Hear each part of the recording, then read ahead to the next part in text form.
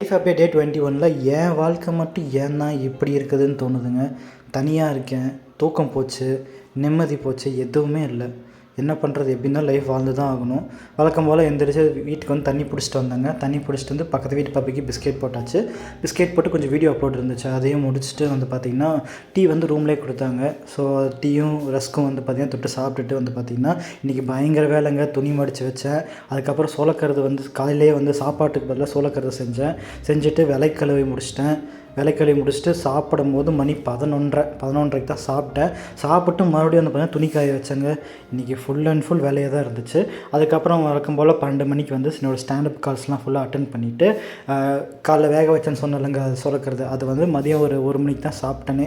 சாப்பிட்டு அதுக்கப்புறம் ஒரு 3 மணிக்கு மேலே வந்து பார்த்திங்கன்னா snacks soan papdi and rusk சாப்பிட்டுட்டு வந்து பார்த்திங்கன்னா ஃபுல் அண்ட் ஃபுல் வேலை தான். ரொம்பவே ஒரு கடுப்பான ஒரு நாளாக தான் போச்சு இன்றைக்கி. Thank you so much.